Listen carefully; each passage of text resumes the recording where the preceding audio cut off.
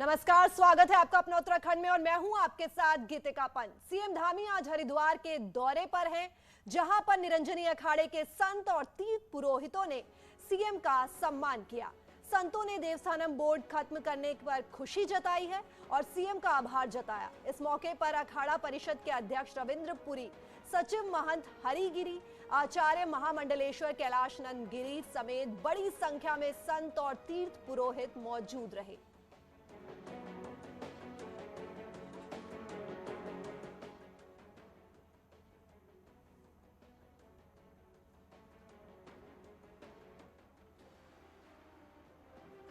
पूज्य संतगणों का अपमान कैसे कर सकते थे, कैसे उनको नाराज कर सकते थे, जब उनकी भावना है कि ये एक्ट वापस लिया जाना चाहिए, इसमें सुनवाई नहीं हुई, तो हमने निर्णय लिया, हमारी सरकार ने निर्णय लिया कि हम इस देवस्थानम एक्ट को वापस ले रहे हैं। तो पत्रकार बंधु मुझसे पूछने लगे कि भाई तब बनाया था, अब आप वापस ले रहे हैं। मैंने कहा ये देशकाल परिस्थिति है, उस समय कुछ और सोच के लिया गया था, लेकिन इस समय सबके हित में मैंने कहा मैं मुख्य सेवक हूं, मैंने इसको वापस लेने का निर्णय ले लिया। तो आप सबके आशीर्वाद से इसको वापस ले लिए। आगे चलकर हमारे ये देवस्थान, हमारे मंदिर, हमारे मठ, हमारे ऐसे धार्मिक स्थल सब अच्छे बने। हमने कहा इसके लिए हम आगे नई व्यवस्था सोचेंगे। और अब बात बदलते मौसम की। कई दिनों बाद आज केदारनाथ धाम में भी मौसम साफ हुआ है और दिन भर में खिलकर धूप निकली है, जिससे बर्फ से ढकी चोटियां सुनहरे रंग में चमक रही हैं। आपको बता दें कि पिछले दिनों यहां पर बर्फबारी हुई थी, जिससे तापमान भी गिर गया था।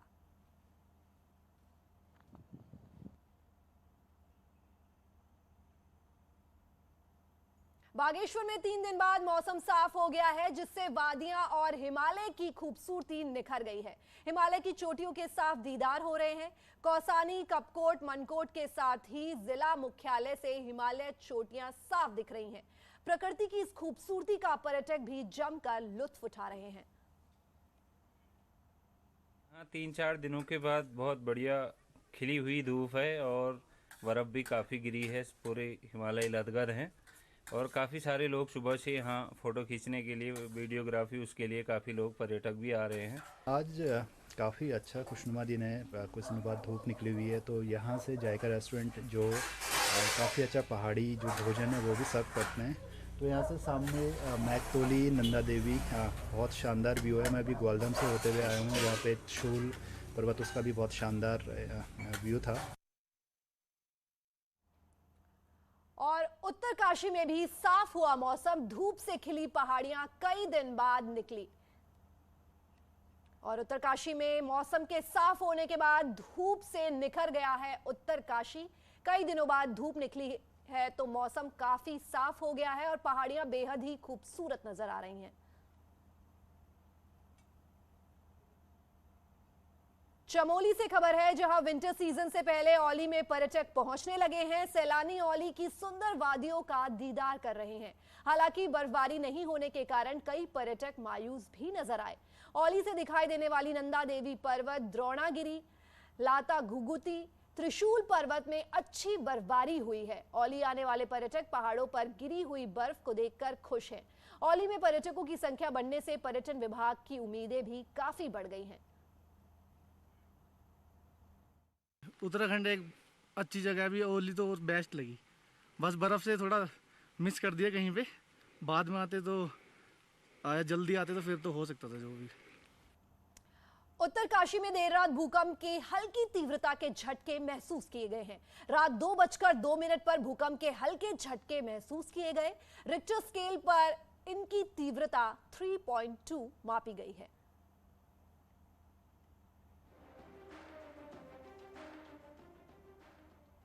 उत्तरकाशी में देर रात महसूस किए भूकंप के झटके, रिक्टर स्केल पर 3.2 मापी गई तीव्रता। जान माल के नुकसान की नहीं है कोई खबर। देर रात लगे हैं ये भूकंप के झटके। रुद्रपुर में नेशनल हाईवे पर लकड़ी की दुकानों में अचानक आग लग गई। स्थानीय लोगों ने आग बुझाने की कोशिश की, लेकिन आग फैलती ही चली गई, जिसके बाद दमकल को बुलाया गया। मौके पर पहुंची दमकल की 3 गाड़ियों ने आग पर कड़ी मशक्कत के बाद काबू पाया। जानकारी के मुताबिक आग से 7 दुकानें जलकर खाक हो गई, जिससे करीब 2.5 लाख का नुकसान हुआ है।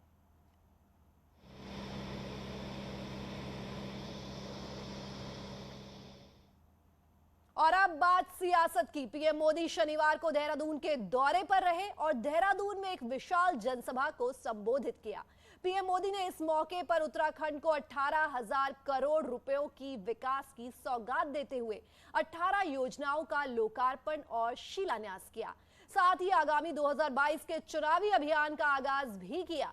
पीएम मोदी ने जनसभा को संबोधित करते हुए कहा कि अगर जुनून हो तो सूरत बदली जा सकती है। साथ ही विपक्ष पर निशाना साधते हुए कहा कि पहले की सरकारों ने उत्तराखंड को बर्बाद किया, अब डबल इंजन की सरकार में विकास की गंगा बह रही है।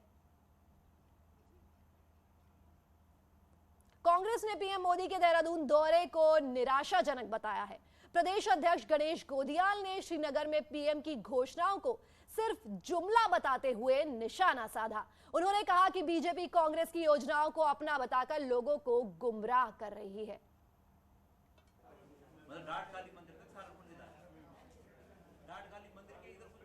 प्रतीक्षा थी कि प्रधानमंत्री जी उत्तराखंड आएंगे, हमारे घावों पर मरहम लगाएंगे, हमारी पीड़ा को सहलाने का काम करेंगे, लेकिन अफसोस कि ऐसा कुछ नहीं हुआ।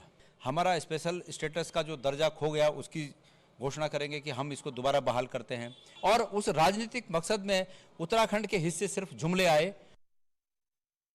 हमारे संवाददाता सुनील नवप्रभात हमसे देहरादून से जुड़ रहे हैं। सुनील, पीएम मोदी के दौरे के बाद जहां बीजेपी उत्साहित है तो वहीं कांग्रेस ने दौरे को निराशाजनक बताया है, और अब दोनों दलों की आगे की रणनीति क्या होगी?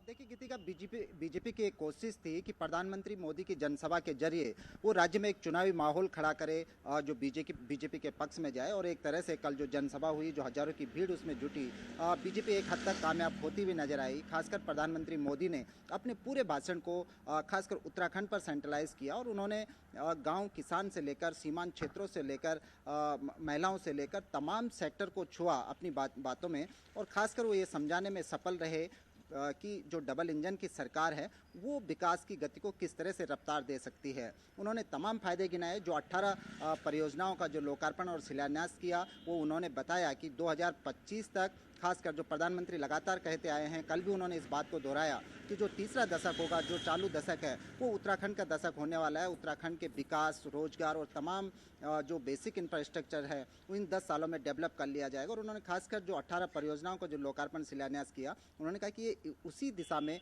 उठाया गया एक कदम है। तो यानी वो जनता को, वोटर्स को विधानसभा चुनाव के मद्देनजर ये मैसेज दे गए कि यदि राज्य और केंद्र में दोनों जगह एक ही पार्टी की सरकार होगी तो जो डेवलपमेंट है उसको रफ्तार मिलेगी।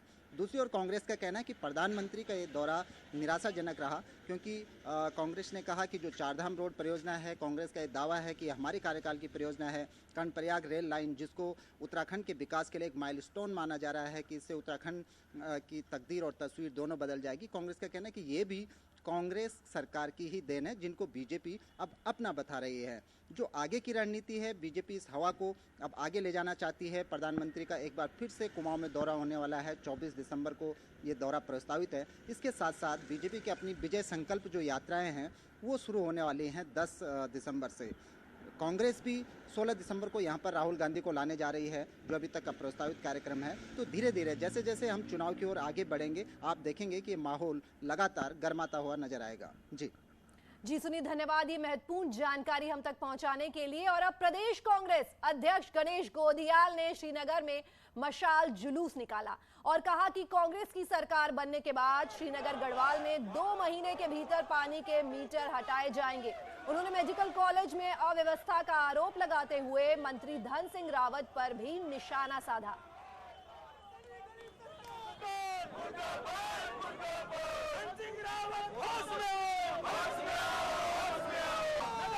जब तक पानी का 1 भी मीटर इस श्रीनगर में रहेगा तब तक हमारा आंदोलन समाप्त होने वाला नहीं है। हमारी सरकार आएगी, हम 2 महीने के अंदर यहाँ के पानी के मीटरों को समाप्त कर देंगे। यहाँ पर मेडिकल कॉलेज, हमारे स्वास्थ्य मंत्री हैं और इसी क्षेत्र के विधायक हैं, और अंधेर नगरी चौपट राजा हो रखा है। किसने मांगा था आपसे नगर निगम? सिर्फ अपने चुनाव जीतने की मंशा से आप नगर निगम बनाना चाहते हैं। और देहरादून बाजपुर में यशपाल आर्य का मामला, कथित हमले का ये मामला है। सीएम आवास पर देंगे धरना, कांग्रेस नेता देंगे ये धरना। देवेंद्र यादव, प्रीतम सिंह होंगे इस धरने में शामिल। हरीश रावत, गणेश गोदियाल भी इस धरने में शामिल होंगे। और सीएम आवास पर देंगे धरना, कांग्रेस के नेता जो हैं वो देंगे सीएम आवास पर धरना। सीएम पुष्कर सिंह धामी अपनी विधानसभा खटीमा में 2 दिवसीय दौरे के तहत आज पहुंच रहे हैं। दोपहर 1 बजे थारू विकास भवन में समूह के साथ संवाद कार्यक्रम में और सहकारिता कार्यक्रम में हिस्सा लेंगे। साथ ही देर शाम तक कई कार्यक्रमों में हिस्सा लेने के साथ अधिकारियों के साथ बैठक करेंगे। मुख्यमंत्री जी द्वारा खटीमा में 1 बजे पहुंचकर सर्वप्रथम थारू विकास भवन में जनजाति से संबंधित कार्यक्रमों में शिरकत करेंगे। उसके बाद रामलीला मैदान पर जाकर सहकारिता के कार्यक्रम में सहभागिता करेंगे। तो अगर आप नामी कंपनियों के मामले और दूध का उपयोग करते हैं तो संभल कर करिए, क्योंकि बागेश्वर में गोल्डी चिली पाउडर और अमूल टोन के नमूने असुरक्षित पाए गए हैं, जिसके बाद अधिकारियों ने विक्रेता और कारोबारियों के खिलाफ मामला दर्ज कर लिया है। नमूना लिया गया था गोल्डी चिली पाउडर, तो वो रेफरल लैब भेजा गया, तो रेफरल लैब से वो असुरक्षित घोषित किया गया, और जिस पर जो है फर्स्ट मजिस्ट्रेट न्यायालय में जो है कार्रवाई कर दी गई। और एक नमूना अमूल मोती होमोजेनाइज्ड दूध का भी अधोमानक पाया गया। जोशीमठ से लेकर औली तक 14 किलोमीटर की सड़क कई जगह क्षतिग्रस्त हो गई है, जिससे सैलानियों को काफी परेशानियों का सामना करना पड़ रहा है। साथ ही स्थानीय लोगों को भी परेशानी हो रही है। लोगों ने कई बार विभागों से सड़क ठीक करने की शिकायत भी की, लेकिन अब तक काम नहीं हुआ। जोशीमठ मोटर मार्ग का 10 साल से डामरीकरण नहीं हो पाया है, जबकि फरवरी में औली में स्कीइंग की आयोजन होना है। हाल है सर, मेरे को लगता है कि 8-10 सालों से जो है इस पर डामरीकरण भी नहीं हुआ। अभी बहुत आप आए होंगे, बीच में बड़े बड़े गड्ढे हो रहे हैं, और अगर ऐसे ही रहा तो मेरे लगता है कि आने वाले जो पर्यटकों को काफ़ी दिक्कत होगा। और जब भी विधानसभा चुनाव को लेकर निर्वाचन आयोग तैयारियों में जुटा है। रुद्रपुर में आयोग इस बार नए बने मतदाताओं को स्पीड पोस्ट से घर पर पहचान पत्र भेजने जा रहा है, जिसके लिए विशेष लिफाफे भी छपवाए गए हैं। इससे पहले तक बीएलओ के माध्यम से मतदाताओं तक पहचान पत्र पहुंचाए जाते थे। उधम सिंह नगर में 3 दिसंबर तक 62,222 नए मतदाता बने हैं। इनमें 24,415 मतदाता 18 से 19 साल के हैं। हमारे नए मतदाता बने हैं, उनको हम घर तक, जैसे जिस तरह पैन कार्ड जाता है उसी तरह से हम इसको डिलीवर करेंगे, घर पे उसके एड्रेस पे डिलीवर करेंगे। इससे पहले क्या व्यवस्था थी? पहले की व्यवस्था में हम बीएलओ के माध्यम से उसको डिलीवर कराते थे। और यहाँ रुक रहे एक छोटे से ब्रेक के लिए, जल्द लौट रहे हैं।